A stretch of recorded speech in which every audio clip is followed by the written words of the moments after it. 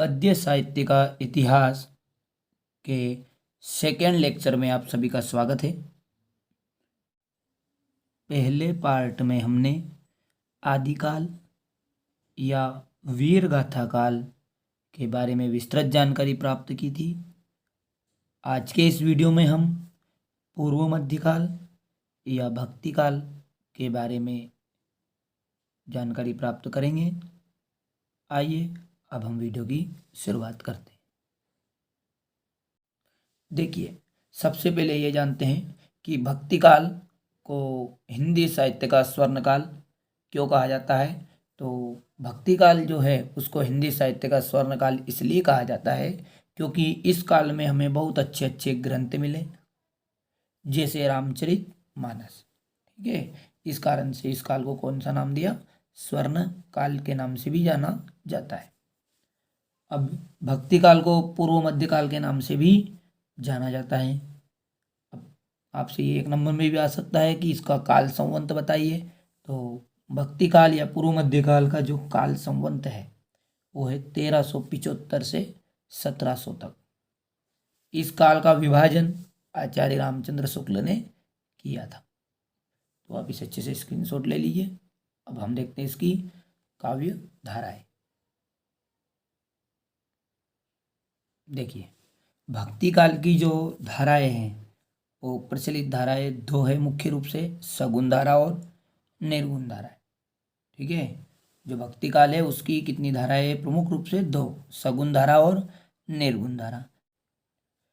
सगुण धारा के अंतर्गत जो कवि है उन्होंने ईश्वर को साकार रूप में या ईश्वर के की लीलाओं का साकार रूप में अध्ययन किया है। और निर्गुण धारा में कवियों ने क्या किया है कि जो ईश्वर है उन्हें निराकार रूप में माना है, अर्थात उन्होंने साक्षात रूप में नहीं माना। ठीक है, अब जो सगुण धारा है इसकी दो उपधाराएं हैं। कौन कौन सी है दो उपधाराएं? एक है राम भक्ति शाखा और कृष्ण भक्ति शाखा।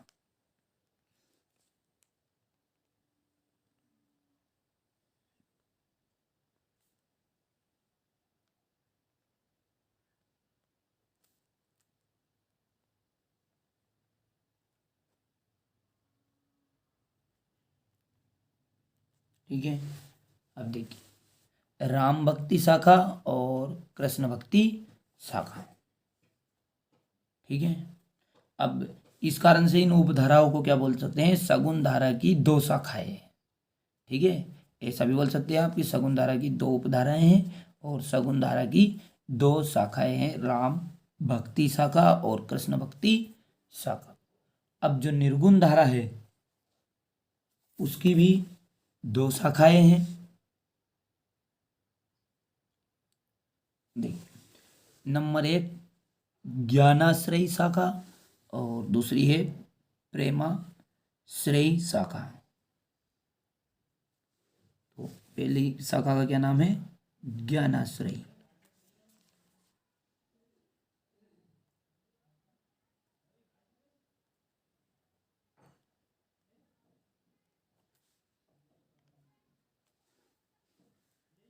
दूसरी है प्रेमाश्रयी।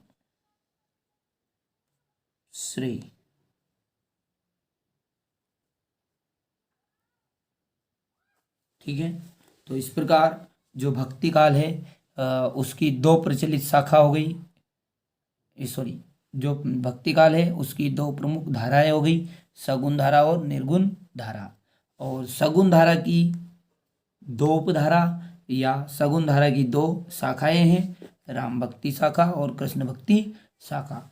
अब निर्गुण धारा की भी दो शाखाएं हैं, एक तो ज्ञानाश्रयी शाखा और एक है प्रेमाश्रयी शाखा। अब हम विस्तार से एक एक करके डिटेल पढ़ेंगे। आप अंत तक वीडियो के बने रहिएगा। इस चैनल का प्रमुख उद्देश्य यही है कि आपको अच्छे से अच्छे अंक परीक्षा में प्राप्त करवा सके, तो आप वीडियो के अंत तक बने रहिएगा। आगे बढ़ने से पहले आप इनका स्क्रीनशॉट ले लीजिए, अंत में आप अपनी नोटबुक में इसे उतार लीजिएगा। तो ये पहला आपका स्क्रीनशॉट यहाँ से यहाँ तक का आपका ले लीजिए। इसका भी आप स्क्रीनशॉट ले लीजिए कि अपन ने जो भी पढ़ा है कि सगुण धारा, निर्गुण धारा और इधर राम भक्ति शाखा, कृष्ण भक्ति शाखा, तो आप इसका हम बारीकी से एक एक का अध्ययन करने जा रहे हैं। देखिए, सबसे पहले हम पढ़ते हैं सगुण धारा के बारे में। देखिए, भक्ति काल की इस काव्य धारा के कवियों ने ईश्वर को या ईश्वर के साकार रूप की लीलाओं का वर्णन किया है। अर्थात हम अपनी भाषा में कह सकते हैं कि जो सगुण धारा के जो भी कवि है, इन्होंने भगवान को साकार रूप में माना है, साक्षात रूप में, जिसे हम मानते हैं राम भगवान, कृष्ण भगवान, तो ये साक्षात रूप में हो गए, ठीक है, साकार रूप में। और निराकार रूप में जिनमें हम भगवान की मूर्ति यानी नहीं रखते हैं, ठीक है, वो हो जाएगा आपका निराकार रूप। देखिए, सगुण धारा तो के दो प्रमुख शाखाएं हैं, राम भक्ति शाखा और कृष्ण भक्ति शाखा। देखिए, नाम में ही लग रहा है राम भक्ति शाखा, तो इस शाखा के कवियों ने क्या किया होगा, श्री राम को आदर्श मानकर रचना की होगी। यही आपका है कि राम भक्ति शाखा, इस शाखा के कवियों ने श्री राम को आदर्श मानकर रचनाएं की, ठीक है। और इस शाखा के जो प्रतिनिधि कवि है वो कौन है, तुलसीदास जी है, तथा इनका प्रतिनिधि ग्रंथ रामचरित मानस है। और जो हमारी राम भक्ति शाखा है, इसके अन्य कवि भी है, नाभादास, अग्रदास, प्राणचंद्र चौहान और हृदय राम आदि क्या है, ये राम भक्ति शाखा के और अन्य कवि भी है। तो ये आपसे एक एक नंबर या सही विकल्प में इनमें पूछ सकते हैं, इस कारण से मैंने पूरा तरीके से बनाया है इसे, तो आप इन्हें कॉपी में नोट कर लीजिएगा। अब देखते हैं कृष्ण भक्ति शाखा। इस शाखा के कवि ने कृष्ण को आदर्श मानकर रचनाएं की है। इस शाखा के प्रतिनिधि कवि सूरदास जी है, तथा उनका प्रतिनिधि ग्रंथ सूरसागर है, तथा इस शाखा के अन्य कवि नंददास, कृष्णदास, कुंभनदास, छीत स्वामी, परमानंदास, गोविंद स्वामी और चतुर्भुज दास है। ये अष्टछाप के कवि भी कहलाते हैं। इनके अतिरिक्त हितवंश राय, मीरा, रसखान आदि भी क्या है, इस शाखा के ही कवि है, ठीक है। पर लेकिन आपको ये नाम में से प्रमुख नाम आपको सूरदास जी का नाम याद रखना है, क्योंकि कृष्ण भक्ति शाखा के प्रमुख कवि कौन है, सूरदास जी है। उसी प्रकार जो राम भक्ति शाखा है उसके प्रमुख कवि कौन है, तुलसीदास जी है। और ठीक है, इसी प्रकार जिन कवियों ने कृष्ण को आदर्श, ये नोट करने लायक बिंदु आपका, जिन कवियों ने कृष्ण को आदर्श मानकर रचनाएं की है वे कृष्ण भक्ति शाखा के कवि हैं। और इसी प्रकार जिन कवियों ने राम को आदर्श मानकर रचनाएं की है वो राम भक्ति शाखा के प्रमुख कवि हैं, ठीक है। तो आप इसका स्क्रीनशॉट ले लीजिए पहले। देखिए, अब आप यहाँ से स्क्रीनशॉट ले लीजिए, ठीक है। इसके बाद में आप यहाँ से स्क्रीनशॉट लीजिए दूसरे पेज का, ठीक है। इसके बाद में आप यहाँ से आपका ये स्क्रीनशॉट ले लीजिए। आप इन्हें अच्छे से नोट करिएगा, और ये आपके एक एक नंबर सही विकल्प रिक्त स्थान के भी क्वेश्चन आंसर को कंप्लीट करा देगा। आप इन्हें ध्यान से पढ़िएगा, अच्छे से अच्छे तैयारी करिएगा, ठीक है। अब देखते हैं निर्गुण धारा। भक्ति काल की इस काव्य धारा के कवियों ने ईश्वर के निराकार रूप का वर्णन किया है, अर्थात भगवान को निराकार रूप में माना है। जो निर्गुण धारा है उसकी दो उपधाराएं हैं या फिर दो इसकी शाखाएं हैं, ज्ञानाश्रयी शाखा और नंबर 2 है प्रेमाश्रयी शाखा। देखिए, ज्ञानाश्रयी शाखा का एक और नाम है संत काव्य, ठीक है। ज्ञानाश्रयी काव्य, जो ज्ञानाश्रयी शाखा है, इसका एक और दूसरा क्या नाम है, संत काव्य। इस शाखा में कवियों ने क्या किया, इस शाखा में कवि ने ज्ञान को ही ईश्वर तक जाने का मार्ग माना है। तो आपसे एक नंबर में पूछ सकते हैं कि जो ज्ञानाश्रयी शाखा है अर्थात संत काव्य है, उसमें कवियों ने ईश्वर तक जाने का कौन सा मार्ग बताया है? तो ज्ञान को ही ईश्वर तक जाने का मार्ग बताया है। इस शाखा के प्रतिनिधि कवि कबीरदास जी है। ठीक है, तो ज्ञानाश्रयी शाखा के प्रमुख या प्रतिनिधि कवि, प्रमुख भी बोल सकते हैं आप, या प्रतिनिधि कवि कौन से हैं?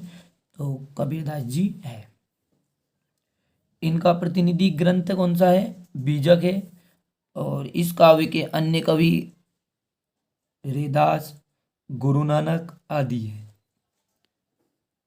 नोट करने लायक बिंदु इसमें, इस शाखा के कवियों ने आडंबर, दिखावे तथा जो मूर्ति की पूजा होती है उसका विरोध किया है एवं एकस्वरवाद पर बल दिया है।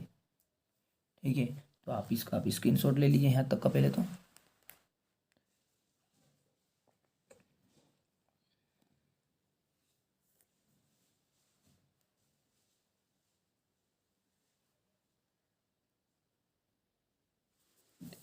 अब देखते हैं प्रेमाश्रयी शाखा।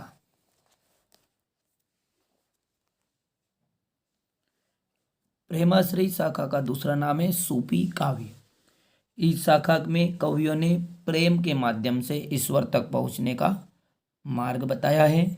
इस शाखा के जो प्रतिनिधि कवि है वो है मलिक मोहम्मद जायसी, और उनका प्रतिनिधि महाकाव्य कौन सा है? पद्मावत। नोट करने लायक बिंदु ये है कि ज्ञानाश्रयी शाखा के प्रतिनिधि कवि कौन है? कबीरदास जी है। और प्रेमाश्रयी शाखा के प्रतिनिधि कवि मलिक मोहम्मद जैसी है। ठीक है, और एक चीज़ और देखी हमने कि जो भक्ति काल है उसके प्रमुख, उसमें जो राम भक्ति शाखा थी उसके प्रतिनिधि कवि कौन थे? तुलसीदास जी। और कृष्ण भक्ति शाखा के प्रतिनिधि कवि कौन थे? सूरदास जी। ठीक है, अब आप इसका स्क्रीनशॉट ले सकते हैं। यहाँ तक आपने पहले स्क्रीनशॉट ले चुके हैं। इसके बाद में ये आपका प्रेमाश्री शाखा का या सूफी काव्य करे गया है। अगले पार्ट में हम भक्ति काल की जो विशेषता है और उसकी प्रमुख कवि और उनकी रचनाओं के बारे में अध्ययन करेंगे। जब तक आप इसे अपनी नोट कॉपी में लिखिए और अच्छे से पढ़िए और अधिक से अधिक अंक लाने का प्रयास करिए। ठीक है।